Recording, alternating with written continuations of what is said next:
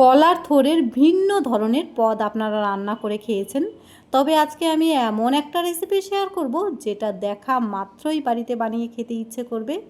একদম অভিনব পদ্ধতিতে, নতুন স্বাদে।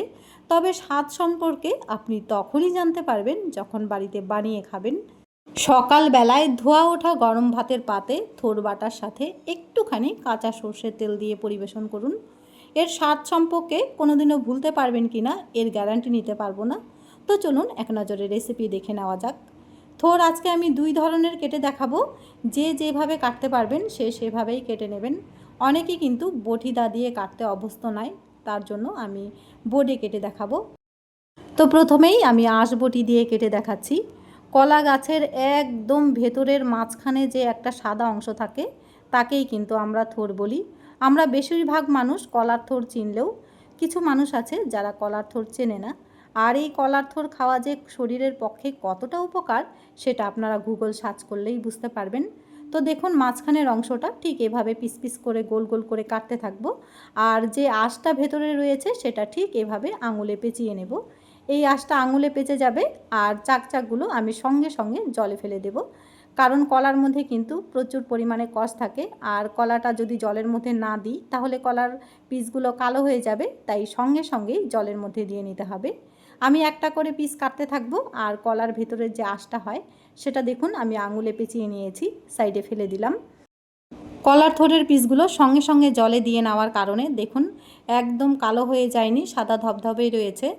তো চলুন এবার আমি বোর্ডে আপনাদেরকে কেটে দেখাচ্ছি। সাইডের অংশগুলো কিন্তু ফেলে দিতে হবে, ঠিক এভাবে চেয়েছে আমি সাইডের কিছুটা অংশ ফেলে দিচ্ছি, কারণ আমাদের ভেতরের একদম মাঝখানের অংশটাই লাগবে। যারা আঁশবটি দিয়ে সবজি কাটতে পারেন না কিংবা অভ্যস্ত নয় তাদের জন্য বোর্ডে কেটে একটুখানি দেখিয়ে দিলাম। বোর্ডে কেটে নেওয়াও যে কতটা সহজ সেটা দেখেই বুঝতে পারবেন। দেখুন বোর্ডে একইভাবে সাইডের অংশগুলো আমি চেঁচে ফেলে দিয়েছি। এবার মাঝখানের অংশটা একইভাবে গোল গোল করে কেটে নেব।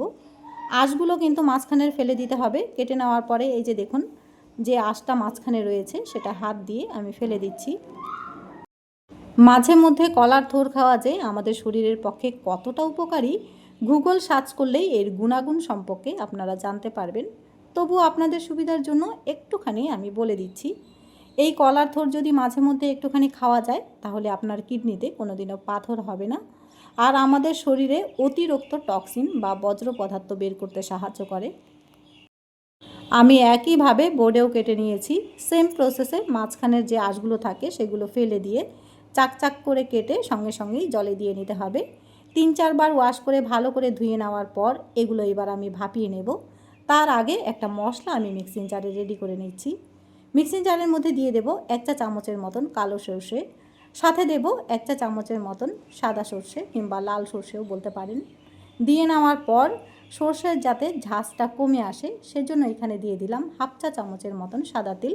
তবে এটা সম্পূর্ণই অপশনাল, চাইলে আপনারা নাও দিতে পারেন। ঝালের জন্য দিয়ে নিলাম 4টে কাঁচা লঙ্কা। আর এখানে টেস্ট বাড়ানোর জন্য আমি ভাজা চিনেবাদাম দিয়ে দিচ্ছি। 1 মুঠো মতন ভাজা চিনেবাদাম দিয়ে নেওয়ার কারণে ভর্তা বা বাটার টেস্ট বেড়ে দ্বিগুণ হয়ে যাবে। সাথে একটুখানি জল দিয়ে মশলাটা বেটে আমি সাইডে রেখে দেব। এবার থোড়গুলো ভাপিয়ে নেওয়ার জন্য আগে থেকেই জল ফুটতে দিয়েছিলাম। 2 কাপের মতন এখানে জল দিয়ে নিয়েছি। জলটা গরম হয়ে গেলে কলার থোড়গুলো দিয়ে নেব, আর ওপর থেকে একটুখানি হলুদ গুঁড়ো আর সামান্য একটু লবণ দিয়ে থোড়গুলো আমি ভাপিয়ে নেব।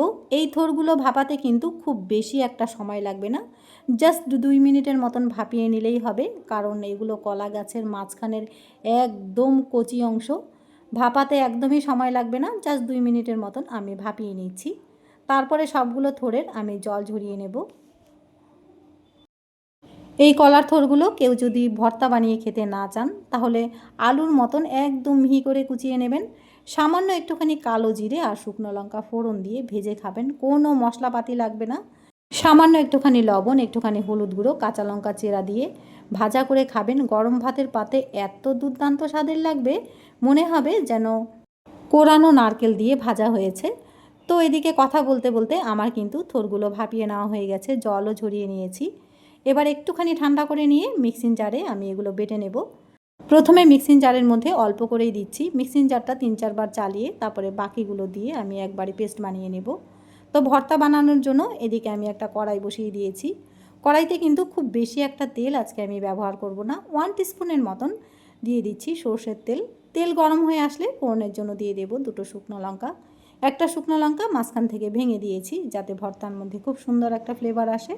সাথে দিয়ে দিচ্ছি 1/2 টিস্পুন পরিমাণ কালো জিরে। এবার ফোড়ন আসা পর্যন্ত একটুখানি নাড়াচাড়া করে নিতে হবে। ফোড়নটা খুব বেশি পোড়ানো যাবে না, কারণ কালো জিরে দিয়ে ফোড়ন দিয়েছি। হালকা একটা লালচে কালার আসলেই থোর বাটাটা দিয়ে নেব। থোর বাটাটা দিয়ে নেওয়ার পর প্রথমে ফোড়নের সাথে মিনিট 2-1 মতন কষিয়ে নিচ্ছি। তারপরে এখানে স্বাদ মতো লবণ আর সাথে দেব একটুখানি চিনি। চিনিটা কিন্তু অবশ্যই দেবেন টেস্টের ব্যালেন্সের জন্য।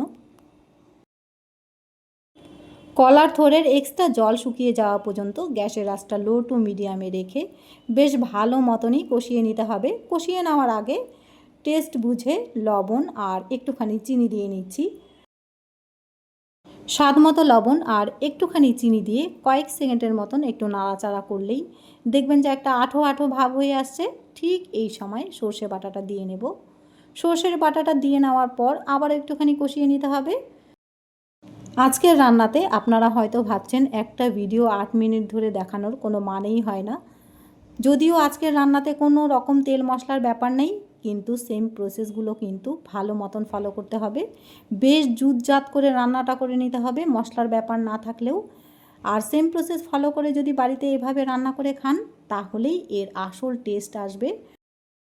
হয়তো আমি বানাচ্ছি একভাবে, বাড়িতে আপনি আরেকভাবে তৈরি করে খেলেন, তখন বলবেন যে থোর বাটার তো কোনো টেস্টই নেই, ফালতু একটা ভিডিও বানিয়েছে।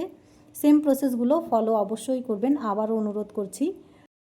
নামানোর আগে ঝালের জন্য আরও 2টো কাঁচা লঙ্কা চেরা দিয়ে নেব। কেউ যদি ঝাল খেতে চান তাহলে লঙ্কার ডোলে খাবেন। আর সাথে বেশ খানিকটা কোরানো নারকেল দিয়ে নিলাম। এবার এক্সট্রা জল শুকিয়ে যাওয়া পর্যন্ত বেশ ভালো মতন কষিয়ে নিয়ে নামিয়ে নিলেই কলার থোড়ের ভর্তা কিংবা বাটা আমাদের পরিবেশনের জন্য একদম রেডি হয়ে গেছে। এই ভর্তাটা যদি সেম প্রসেসে বাড়িতে বানিয়ে খান তাহলেই আপনি ভর্তার আসল টেস্ট পাবেন। একটা কথা বারবার বলার জন্য ক্ষমা চাইব। আজকের ভর্তার রেসিপিটা যদি আপনার একটুখানি ভালো লেগে থাকে তাহলে ভিডিওটা শেয়ার করে দেবেন, আর যদি বেশি ভালো লেগে থাকে ভিডিওটা সেভ করে রাখুন যাতে পরবর্তীতে দেখে দেখে বানাতে পারেন। ভর্তাটা কিন্তু আমাদের পরিবেশনের জন্য একদম রেডি। তবে আজকের রান্নাতে কাঁচা সর্ষের তেলটা সম্পূর্ণই অপশনাল।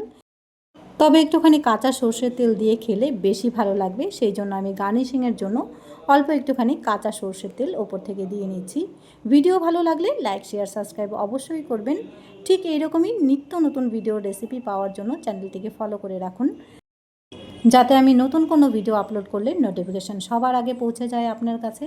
আজকের মতন আমি এখানেই বিদায় নেব।